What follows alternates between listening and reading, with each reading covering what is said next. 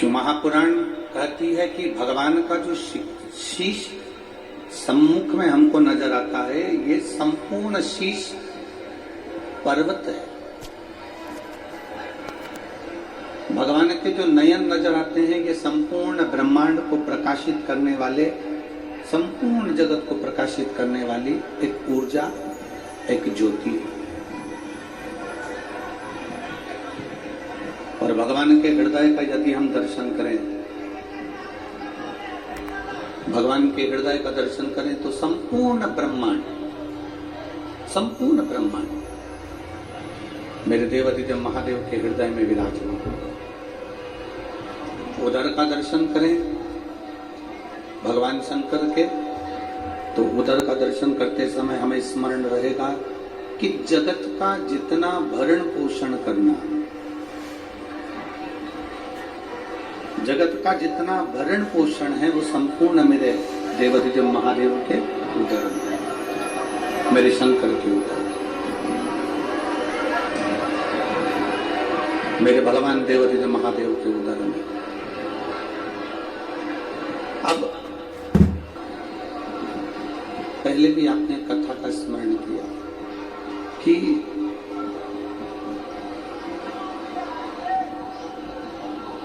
समुद्र का मंथन हुआ,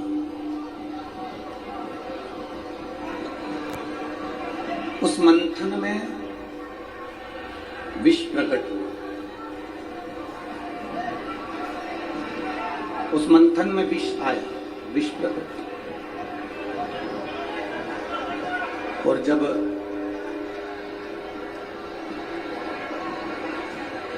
मंथन में विष प्रकट होता है तो उस विष को ले जाकर भगवान देवादिदेव महादेव को दिया जाता है, भगवान शंकर को दिया। भगवान शंकर उस विष को हाथ में लेकर अपने मुख से पीने ही, तुरंत पीने वाले थे, तुरंत। जो विष मंथन में निकलकर सम्मुख में आया है, जो विष प्रकट हुआ है, वो विष देवादिदेव महादेव की साक्षी में पहुंचा है और भगवान शंकर की साक्षी में पहुंचकर वो विष भगवान शंकर अपने हाथों में लेकर पीने वाले, भगवान शंकर उसको पीने वाले। और भगवान देवादिदेव महादेव जब वो विष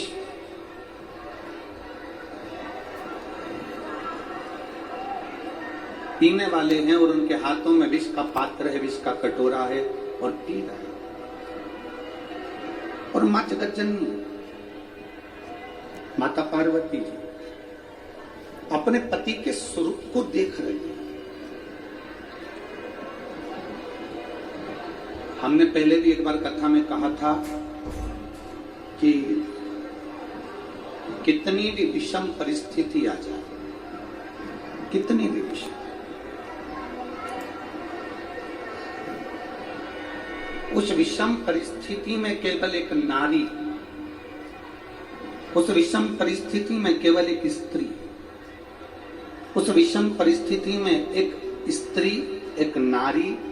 एक ऐसी होती है जो उस विषम परिस्थिति में, चाहे वो आपके घर की माँ हो, आपके घर की बहन हो, आपके घर की बेटी हो, आपके घर की धर्म पत्नी हो, आपके घर की बुआ हो, आपके घर की काकी हो, आपके घर की नानी हो, आपके घर की दादी हो, कोई भी आपकी विषम परिस्थिति में जब सामने विषम परिस्थिति आकर खड़ी होती है, उस जगह पर अगर कोई मार्ग ना सूझे, उस जगह पर अगर कोई मार्ग ना मिले, कोई मार्ग आपकी बुद्धि में आई ना रहा हो, तब घर की नारी के पास में, घर की स्त्री के पास में 5 मिनट बैठो और उनसे अपने मन की बात कहो, जरूर कोई ना कोई हल निकल कर सामने आ ही जाता है, कोई ना कोई हल जरूर आता, कोई ना कोई हल आपके सम्मुख में निकल कर आएगा। और एक और बात अपने स्मरण में लीजिएगा,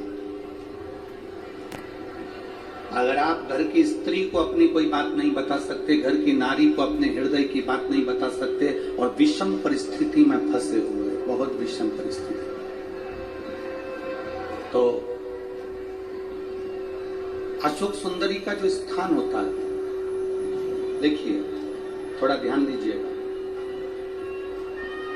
आप लोग एलईडी पर भी ध्यान देना और आस्था चैनल पर भी ध्यान देना। तो किस स्थान पर हम अपनी विषम परिस्थिति में अगर उसे स्पर्श कर ले, विषम परिस्थिति में अगर कोई तकलीफ की घड़ी चल रही है, तो हमारा मात्र स्पर्श और थोड़ी देर वहां स्पर्श कर कर अपने मन की बात को कह देने पर भी हमारी समस्या, हमारा दुख समाप्त होता है। जैसे ये शिवलिंग है, ये जलाधारी है, और सामने अशोक सुंदरी का स्थान। अब ये सामने जैसे अशोक सुंदरी का जो स्थान होता है, उस अशोक सुंदर वाली स्थान पर अपने हाथ, सीधे हाथ की 3 उंगलियां,